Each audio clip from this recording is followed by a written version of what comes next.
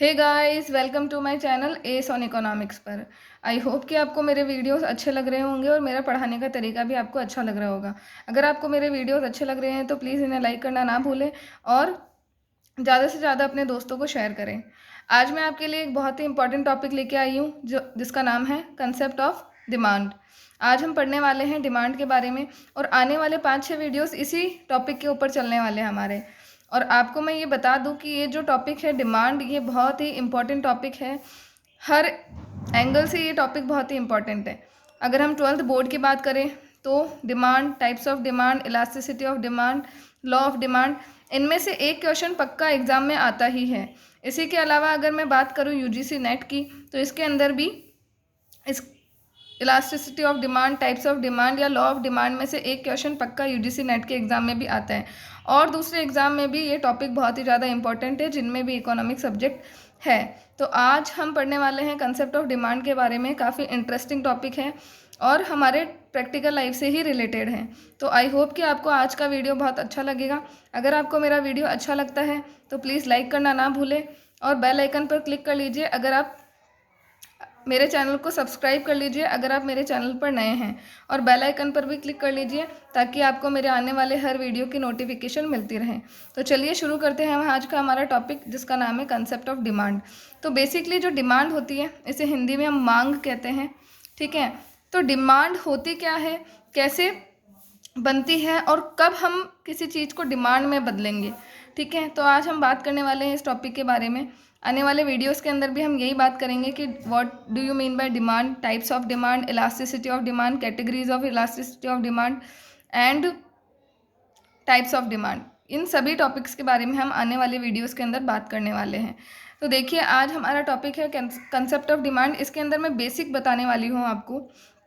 तो सबसे पहला जो टॉपिक है हमारा वो है बेसिक एलिमेंट ऑफ डिमांड। मतलब एक डिमांड को अक्योर करने के लिए आपके पास कौन से बेसिक एलिमेंट्स होने चाहिए। तो पहला है इफेक्टिव डिज़ायर और वांट। आपकी कोई इच्छा होनी चाहिए किसी थिंग को लेकर।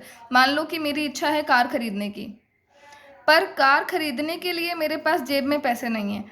तो वो इच्छा तो है, पर जो मनी टू परचेज है कमोडिटी, ये नहीं है मेरे पास, ठीक है। तो सबसे पहली चीज़, आपके पास किसी चीज़ को खरीदने की एक इच्छा जागृत होनी चाहिए, एक डिज़ायर होनी चाहिए, एक वांट होनी चाहिए। दूसरा एलिमेंट जो कि नीडेड है किसी डिमांड को पूरा करने के लिए वो है money to purchase a commodity. पैसा होना चाहिए आपके पास एक कमोडिटी को खरीदने के लिए। अगर आपको कोई चीज़ खरीदनी है, आपकी इच्छा है कि आपको मोबाइल फ़ोन खरीदना है लेकिन आपके पास 100 रुपये हैं, तो आप उस मोबाइल फ़ोन को नहीं खरीद सकते, तो वो आपकी डिमांड नहीं कहलाएगी। वो सिर्फ आपकी इच्छा रहेगी, उसको आप डिमांड में कन्वर्ट नहीं कर पाओगे, ठीक है। इसके बाद है willingness to purchase for the commodity. उस कमोडिटी को खरीदने के लिए आपके पास विलिंगनेस भी होनी चाहिए। मतलब आप रेडी टू पे होने चाहिए। अगर आपको कार खरीदनी है और कार 1 लाख रुपए की है और आपको ये लगता है कि 1 लाख रुपए तो बहुत ज़्यादा है और मैं नहीं देना चाहता हूँ, और आप उस वजह से उसे नहीं खरीदते हो, तो ये आपकी विलिंगनेस नहीं है, ठीक है। तो किसी भी डिमांड को कन्वर्ट करना है, अगर आपकी वांट या डिज़ायर को कन्वर्ट करना है डिमांड में, तो बेसिकली 3 एलिमेंट होने आपके पास ज़रूरी है। पहला है इफेक्टिव डिज़ायर होनी चाहिए, दूसरा मनी टू परचेस, मतलब आपके पास परचेजिंग पावर होनी चाहिए, और तीसरा है विलिंगनेस। आपके पास विलिंगनेस होनी चाहिए, इच्छा शक्ति होनी चाहिए आपकी कि आप उस चीज़ के लिए पैसा खर्च कर सकते हो, ठीक है। एक बेसिक सा एग्जांपल देती हूँ। मान लो मेरे को एक मोबाइल फ़ोन ख़रीदना है। अब वो मोबाइल फ़ोन 23,000 का है। अब मेरे पास जेब में 500 रुपये हैं, तो मेरी इच्छा तो है, एलिमेंट 1 तो है मेरे पास कि मेरी इच्छा है मोबाइल फ़ोन ख़रीदने की, पर एलिमेंट 2 और 3 नहीं है वहाँ पे, क्योंकि मेरे पास पैसे नहीं हैं। 500 रुपये ही जेब में है और 500 रुपये में मैं 23,000 का फ़ोन नहीं खरीद पाऊँगी। तो जो मेरी इच्छा है वो डिमांड में कन्वर्ट नहीं हुई। वो डिमांड में कब कन्वर्ट होगी, जब मेरे पास जेब में 23,000 रुपये होंगे, मतलब मेरा सेकंड एलिमेंट होगा। और तीसरी चीज़, मेरे पास विलिंगनेस होगी उसे खर्च करने की, मतलब मैं 23,000 रुपये खर्च करने के लिए तैयार रहूँगी, तब जाके मेरी डिमांड कंप्लीट होगी, ठीक है। तो आई होप कि आपको ये बेसिक एलिमेंट समझ आ गए होंगे। अब बात करते हैं हम डिमांड की कि डिमांड क्या होती है। तो ये जो 3 एलिमेंट है, इसी का जो मिक्सचर होता है वो डिमांड होती है। मतलब एक इफेक्टिव डिज़ायर होती है जिसको हम खरीदने के लिए तैयार रहते हैं, और एक अमाउंट पे करने के लिए तैयार रहते हैं, तो उसको कमोडिटी के लिए जो की गई डिमांड है वो हमारी कहलाती है डिमांड। तो देखिए डिमांड क्या होती है, इसे पढ़ते हैं हम। The demand for any commodity is the quantity that buyers would be willing to purchase at different prices at a particular time. एक पर्टिकुलर टाइम में जो बायर्स होते हैं वो विलिंग रहते हैं किसी भी कमोडिटी को परचेस करने के लिए डिफरेंट प्राइसेस पे। ठीक है, मतलब ये डिफरेंट प्राइसेस का कंसेप्ट क्यों है ये आगे हम बात करने वाले हैं। जब हम लॉ ऑफ डिमांड पढ़ेंगे तब हम इसके बारे में चर्चा करेंगे। अभी आपको ये बताना है कि डिमांड क्या होती है। तो demand for any commodity is the quantity that buyers would be willing to purchase at different prices at a particular time. मतलब डिमांड क्या होती है, जो भी मांगी गई मात्रा है, ठीक है, बायर्स के द्वारा एक पर्टिकुलर टाइम फ्रेम के अंदर, और जिसके लिए वो पैसा खर्च करने के लिए भी तैयार है, उसे कहते हैं डिमांड। तो बेसिकली डिमांड क्या होती है, एक वस्तु के लिए एक वस्तु की मांगी गई मात्रा एक पर्टिकुलर समय में जब हम उसे खरीदने के लिए तैयार रहते हैं और उसके ऊपर पैसा खर्चने के लिए तैयार रहते हैं, तो उस मांगी गई मात्रा को कहा जाता है demand. That particular quantity is called demand.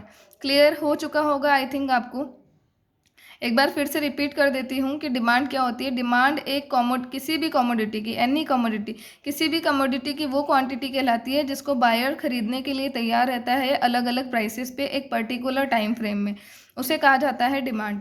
अब यहाँ पे बात करते हैं हम दो तरीके की डिमांड की, एक होती है इंडिविजुअल डिमांड और एक होती है मार्केट डिमांड। अब इंडिविजुअल डिमांड क्या होती है पहले इसे पढ़ते हैं हम। Individual demand refers to the quantities of a good demanded by an individual consumer at various level of prices in given time period। Individual demand क्या होती है, जब किसी एक पर्सन द्वारा, एक इंडिविजुअल के द्वारा, जब कोई एक इंडिविजुअल जो कंज्यूमर है उसके द्वारा क्वांटिटीज़ खरीदी जाती है किसी भी गुड्स की अलग अलग प्राइस पे, different price level it a given time period. एक पर्टिकुलर टाइम पीरियड के अंदर अलग अलग प्राइस पे जो मांगी गई मात्रा है एक कंज्यूमर के द्वारा, वो होती है इंडिविजुअल डिमांड। इसको हम एक टेबल के ज़रिए और अच्छे से समझने की कोशिश करते हैं। देखिए यहाँ पे मैंने इंडिविजुअल डिमांड स्केड्यूल दे रखा है। एक टेबल है जिसके अंदर कोई पर्सन है जिसकी डिमांड है अलग अलग प्राइसेस पे अलग अलग। ठीक है, यहाँ पे दे रखा है प्राइसेस ऑफ एप्पल पर केजी, हर 1 केजी एप्पल की प्राइसेस, और यहाँ है क्वांटिटी डिमांडेड कि वो कितनी कितनी क्वांटिटी डिमांड कर रहा है अलग अलग प्राइस लेवल पर। तो देखिए जब एप्पल 25 रुपये पर केजी थी तो उसके द्वारा मांगी गई मात्रा थी 1000 ग्राम। ठीक है, और जब प्राइस बढ़ के 50 रुपीज़ हो गई पर केजी तो उसकी डिमांड 750 ग्राम हो गई, और उसके बाद जब उसने 75 रुपीज़ हो गई पर केजी एप्पल की प्राइस, तो जो क्वांटिटी डिमांड है वो हो गई 500 ग्राम। और उसके बाद जैसे ही 100 ग्राम हुई उसकी प्राइस एप्पल की, और तब जो पर्सन है उसकी जो डिमांड है, मांगी गई मात्रा है, वो हो गई 250 ग्राम। तो ये देखिए अलग अलग प्राइस लेवल पर उसने अलग अलग क्वांटिटी डिमांड की है। ये होती है इंडिविजुअल डिमांड। ठीक है, क्योंकि यहाँ पे एक पर्सन की बात हो रही है, यहाँ पे एक ही पर्सन है जिसके बारे में हम बात कर रहे हैं। तो आई होप कि आपको इंडिविजुअल डिमांड समझ में आ गया होगा कि इंडिविजुअल डिमांड किसे कहते हैं हम। इंडिविजुअल डिमांड के अंदर एक पर्टिकुलर कंज्यूमर होता है जो अलग अलग प्राइस लेवल पर जो क्वांटिटी है उसको डिमांड करता है, जो भी किसी वस्तु है उसकी मात्रा की मांग करता है और एक गिवन टाइम पीरियड के अंदर करता है। ठीक है, इसी तरीके से होती है मार्केट डिमांड। मार्केट डिमांड क्या होती है, market demand refers the summation of quantity of commodity demanded by all consumers at various level of price in a given time period। देखो यहाँ पे कीवर्ड है, यहाँ पे इंडिविजुअल कंज्यूमर की बात हो रही है, जबकि यहाँ पे किसकी बात हो रही है, ऑल कंज्यूमर की। बाकी पूरा कंसेप्ट सेम है, इसके अंदर भी किसी वस्तु की अलग मांगी गई मात्रा के बारे में बात हो रही है अलग अलग प्राइस लेवल पर, वेरियस प्राइस लेवल पर और गिवन टाइम पीरियड पर। मतलब पूरा सेम है, बस यहाँ इंडिविजुअल कंज्यूमर, एक कंज्यूमर की बात हो रही है, और यहाँ पे ऑल कंज्यूमर, मार्केट के अंदर जितने भी कंज्यूमर अवेलेबल हैं उन सभी की जो मांगी गई मात्रा है, जब हम उसको जोड़ देंगे तो हमें मार्केट डिमांड मिल जाएगी। ठीक है, तो मार्केट डिमांड क्या होती है, एक किसी भी वस्तु की मांगी गई वो मात्रा जिसमें मार्केट के अंदर अवेलेबल जो भी कंज्यूमर होते हैं वो अपनी डिमांड करते हैं अलग अलग प्राइस पे और अलग अलग टाइम पीरियड पे, इसे कहते हैं हम मार्केट डिमांड। इसका भी शेड्यूल दे रखा है मैंने, इससे हम बहुत अच्छे से समझ पाएंगे कि मार्केट डिमांड क्या होती है। तो देखिए यहाँ पे मार्केट डिमांड शेड्यूल दे रखा है मैंने, यहाँ दे रखा है आपको प्राइस पर केजी, वही एप्पल का प्राइस पर केजी है यहाँ पे, और यहाँ है क्वांटिटी डिमांडेड बाय ए ने जो क्वांटिटी डिमांड की है, और यहाँ है क्वांटिटी डिमांडेड बाय बी ने जो क्वांटिटी डिमांड की है, और यहाँ है हमारी मार्केट डिमांड ए प्लस बी, मतलब पर्सन ए और पर्सन बी दोनों की डिमांड को अगर हम जोड़ देते हैं तो हमें मार्केट डिमांड मिलती है। अगर हम पर्टिकुलरली बात करें अलग अलग कॉलम्स की, तो ये इंडिविजुअल डिमांड कहलाएगी, पर्सन ए की इंडिविजुअल डिमांड और पर्सन बी की इंडिविजुअल डिमांड। जब हम इन दोनों को जोड़ देंगे तो हमें मिलेगी मार्केट डिमांड। ठीक है, तो देखिए 25 रुपये जब एप्पल की प्राइस थी तो पर्सन ए ने डिमांड किया 1000 ग्राम एप्पल और पर्सन बी ने डिमांड किया 1100 ग्राम एप्पल, और जब प्राइस एप्पल की बढ़ के 50 रुपये हो गई तो पर्सन ए ने डिमांड किया 750 ग्राम एप्पल और पर्सन बी ने डिमांड किया 800 ग्राम एप्पल। उसी तरीके से जब प्राइस 75 ग्राम हो गई, 75 रुपीज़ हो गई, तो पर्सन ए ने डिमांड किया 500 ग्राम एप्पल और पर्सन बी ने डिमांड किया 475 ग्राम एप्पल। और उसी तरीके से जब प्राइस बढ़ के 100 रुपीज़ हो गई तो पर्सन ए की डिमांड आ गई 250 ग्राम पे और पर्सन बी की डिमांड आ गई 300 ग्राम पे। ये थी इनकी इंडिविजुअल डिमांड। अब मार्केट डिमांड कब निकलेगी? जब हम इन दोनों की ही डिमांड को जोड़ देंगे। ठीक है, जैसे 1000 प्लस 1100 2100 ग्राम मार्केट डिमांड है। मतलब अगर मैं बात करूँ मार्केट में एप्पल कितना अवेलेबल करवाना है या मार्केट में कितनी डिमांड चल रही है एप्पल की, तो 2100 ग्राम डिमांड चल रही है एप्पल की। इसी तरीके से 750 प्लस 800 1550 और 500 plus 475 975 gram and 250 plus 300 is equal to 550 gram. ये है हमारी मार्केट डिमांड। तो एक मार्केट के अंदर अवेलेबल चाहे 10 कंज्यूमर हो, चाहे 20 कंज्यूमर हो, चाहे 1000 कंज्यूमर हो, अगर हमें मार्केट डिमांड निकालनी है तो उन सारे कंज्यूमर्स की, 1000 कंज्यूमर्स की, चाहे 10 कंज्यूमर की, चाहे 20 कंज्यूमर्स की डिमांड को हम ऐड करते हैं तो वो हमारी एक मार्केट डिमांड बन जाती है। आई होप कि आपको इंडिविजुअल डिमांड और मार्केट डिमांड में डिफरेंस समझ में आ गया होगा। इंडिविजुअल डिमांड के अंदर एक कस्टमर की बात करते हैं हम, और मार्केट डिमांड के अंदर मार्केट में अवेलेबल जो भी कस्टमर हैं उन सभी के बारे में बात कर रहे हैं हम। इसके बाद आता है डिमांड कर्व। डिमांड कर्व कुछ भी नहीं है, ये जो टेबल मैंने आपको दिखाई है, इस टेबल को जब मैं ग्राफ के ज़रिए शो करती हूँ तो वो मेरा डिमांड कर्व बन जाता है। ये देखिए, graphical representation of a demand schedule is called demand curve. जब डिमांड शेड्यूल को मैं ग्राफिकल रिप्रेजेंटेशन दे दूँ तो वो मेरा डिमांड कर्व बन जाता है। ठीक है, तो देखिए जैसे ये इंडिविजुअल डिमांड कर्व बनाया है मैंने, यहाँ पे अपन ने पढ़ा था कि जो पर्सन ए है 25 रुपीज़ में 1000 ग्राम की डिमांड करता है।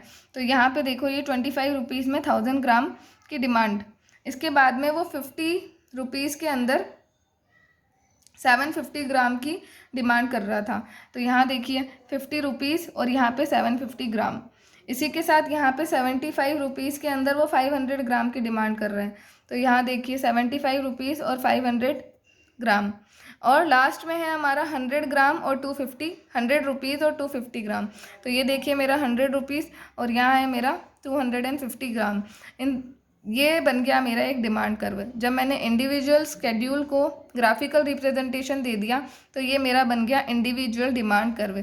इसी तरीके से आप मार्केट डिमांड कर्व भी बना सकते हैं। जब आप दोनों के सबमिशन को ग्राफिकल रिप्रेजेंटेशन दोगे तो वो एक मार्केट डिमांड में कन्वर्ट हो जाएगी। यहाँ मैंने शायद लिखना भूल गई मैं, तो मैं यहाँ लिख देती हूँ। यहाँ पे हम लोग कर रहे हैं क्वांटिटी डिमांडेड को रिप्रेजेंट, और यहाँ हम रिप्रेजेंट कर रहे हैं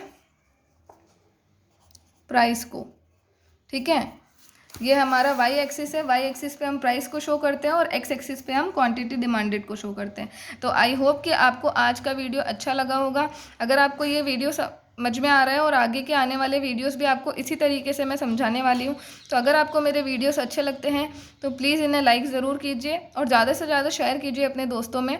ये सभी सब्जेक्ट्स में काम आने वाली चीज़ है, सभी एग्ज़ाम्स में काम आने वाली चीज़ है। 11th CBSE में, 12th RBSE के अंदर, इसके अलावा UGC net, economics, UGC net, commerce, IAS, RAS सभी के अंदर ये टॉपिक काम आने वाला है। तो ज़्यादा से ज़्यादा लोगों को ये वीडियो शेयर कीजिए अगर आपको मेरे टीचिंग मेथड अच्छे लगते हैं। तो कल हम पढ़ने वाले हैं टाइप्स ऑफ डिमांड के बारे में एंड फैक्टर अफेक्टिंग डिमांड। कौन से फैक्टर्स है जो डिमांड को अफेक्ट करते हैं और डिमांड कितनी तरीके की होती है, कॉम्प्लीमेंट्री गुड्स, सप्लीमेंट्री गुड्स क्या होते हैं, इनके बारे में कल हम वीडियोज़ में पढ़ने वाले हैं। तो आई थिंक आपको आज का वीडियो अच्छा लगा होगा। आई होप कि आपको मेरा वीडियो पसंद आ रहा है और आप ज़्यादा से ज़्यादा इसे शेयर कर रहे हैं।